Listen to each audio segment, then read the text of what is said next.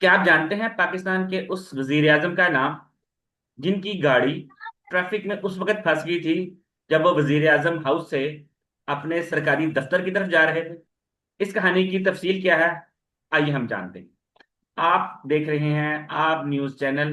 मैं हूं आपका होस्ट अमजद अता, और हमारे साथ है हमारी को होस्ट मिस सबा हदायत अली साहब।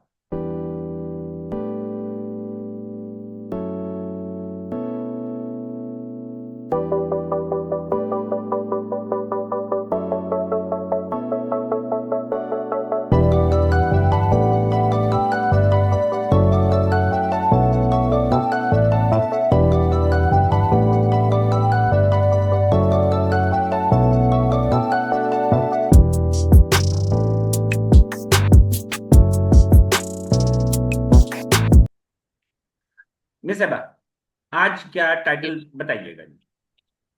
जी सर, आज हम जो है अपने के सीरीज ऑफ और प्राइम मिनिस्टर्स पर हम वर्किंग कर रहे हैं। और सर आज हम care taker prime minister Malik जो है मिराज खालिसा पर बात करेंगे। मलिक मिराज खालिद साहब, जी पाकिस्तान की तारीख में अगर हम सबसे ज्यादा नफीस, सबसे हम्म ज्यादा शरीफ और सबसे ज्यादा पढ़े लिखे इंसानों की अगर हम लिस्ट बनाएं प्राइम मिनिस्टर में, तो इनका नाम हम्म बहुत ऊपर आएगा। मैं यहाँ पर आपके तवज्जुह से अपने नाजरीन को भी बताना चाहता हूँ कि पाकिस्तानी अवाम अक्सर ये बात करती है कि इंडिया का वजीर आजम एक चाय बेचने वाला है।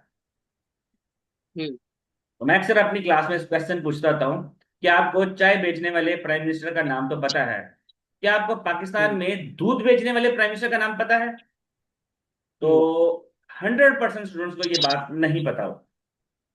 हम्म तो पाकिस्तान में अगर कोई प्राइम मिनिस्टर ऐसा है जो अपने बचपन में दूध बेचा करता था, तो वो नाम है मलक मिराज खालिद।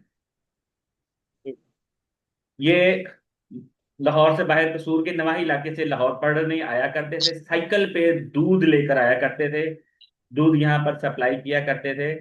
इनके पास एक ही शूज होते थे और वो इन्होंने अपने स्कूल यूनिफॉर्म के लिए रखे थे। तो ये वो शूज पहनकर नहीं आते थे।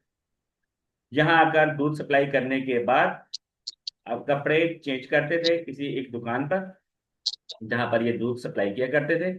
वहां से फिर ये पढ़ने जाते थे, वापसी पर आकर फिर कपड़े चेंज करते थे, फिर ये वापस अपने घर में जाया करते थे।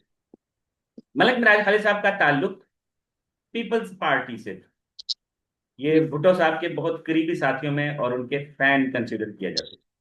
जी सर। फरवरी 20 1916 में पैदा हुए और जून 13 2003 में इनकी डेथ हो गई। जी सर।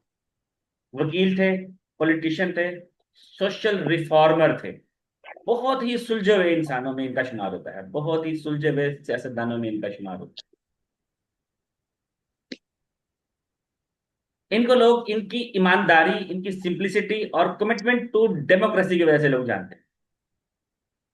पॉलिटिकल करियर 1960s के लेट में, यानी कि आपको पता है 1960s के लेट में जाकर पीपल्स पार्टी स्टेब्लिश हुई थी, और उसके कुछ अरसे के हम्म बाद इन्होंने पीपल्स पार्टी को ज्वाइन कर लिया था कि ये स्पीकर नेशनल असेंबली रहे। फर्स्ट टाइम ये मार्च 1977 से जुलाई 1977 तक। अच्छा, जुलाई 1977 तक इसलिए रहे कि जुलाई 1977 में जनरल जिया साहब का मार्शल लॉ आ गया। हम्म उसके बाद सेकंड टाइम ये फिर नेशनल असेंबली के स्पीकर है 1988 से 1990। ये बेनजीर भुट्टो साहब का फर्स्ट ईयर, बेनजीर भुट्टो हम्म साहब के फर्स्ट ईयर में ये नेशनल असेंबली के स्पीकर है। इसके अलावा ये चीफ मिनिस्टर ऑफ पंजाब भी रहे 1972 से 1973 तक।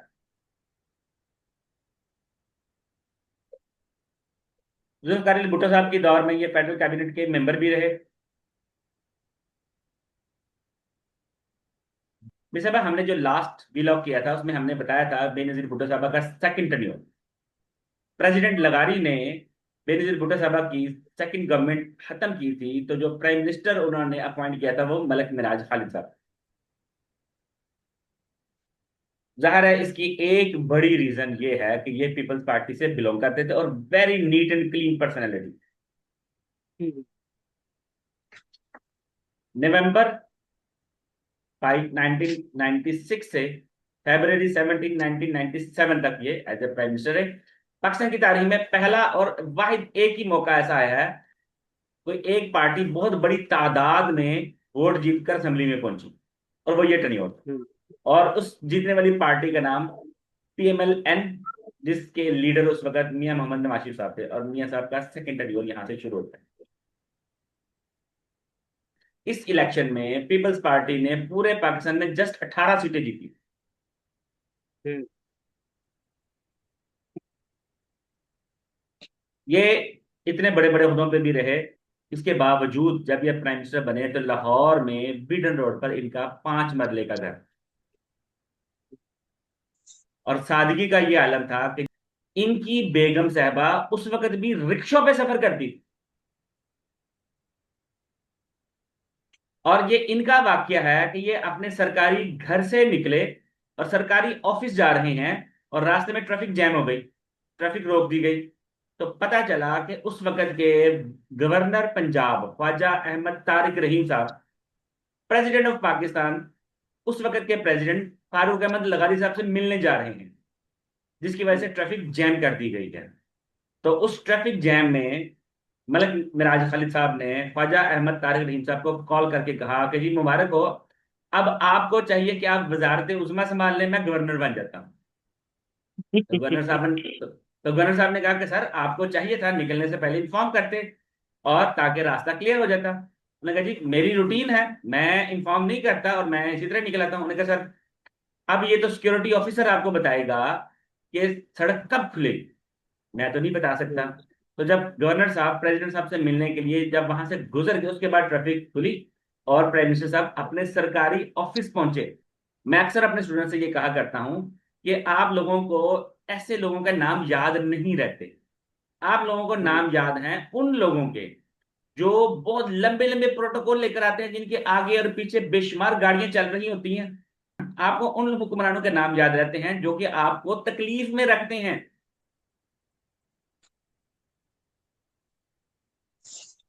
केयर टेकर सेटअप इनके पास आ गया, स्मूथली इन्होंने सेटअप चलाया, मीडिया को फ्रीडम दिया और ट्रांसपेरेंसी हुई। गो के इस इलेक्शन पर भी बेनजीर भुट्टो साहबा शदीद किस्म के एलिगेशन लगाया करती। हम्म, अकाउंटेबिलिटी और एंटी करप्शन मेजर्स इन्होंने स्टार्ट किए। मिसाबा आपके तवसुत से मैं यहाँ पर अपने नाजरीन को बताना चाहता हूँ कि बेनजीर भुट्टो साहबा की जब हुकूमत टूटी तो अकाउंटेबिलिटी का आगाज पाकिस्तान में इस वक्त शुरू हुआ। सुप्रीम कोर्ट के रिटायर्ड जज गुलाम मुजद्दद मिर्जा साहब उस पाकिस्तान के पहले एहतसाब कमीशन के हेड थे, और ये एहतसाब कमीशन पाकिस्तान में लगारी साहब ने बेनजीर भुट्टो साहब की सेकंड गवर्नमेंट टूटने के बाद बनाया। और ये एहतसाब कमीशन उस वक्त तक काम करता रहा जब तक परवेज मुशर्रफ साहब का रिजीम शुरू नहीं हुआ। परवेज मुशर्रफ साहब ने एहतसाब कमीशन का इदारा खत्म करके नैब का इदारा बना दिया था, उसके बाद नैब शुरू हुआ। मलक मिराज खालिद साहब का शुमार पाकिस्तान के मोस्ट ऑनेस्ट पॉलिटिशियन में था, जिन पे करप्शन का कोई चार्ज नहीं। इतने ईमानदार थे कि आप हिसाब लगाएं कि जब इनकी प्राइम मिनिस्टरशिप खत्म हो गई तो ये वापस अपने उस 5 मरले के घर में आ गए। और लोग कहते हैं कि संडे के दिन ये हाथ में, एक हाथ में रुमाल और एक हाथ में बाउल लेकर नान चने लेने के लिए सड़क पे आ जाया करते थे। हमारे आज के इस प्रोग्राम का वक्त इख्तिताम पर पहुंचता है। अगले प्रोग्राम तक आप हमें इजाजत दें। पाकिस्तान जिंदाबाद।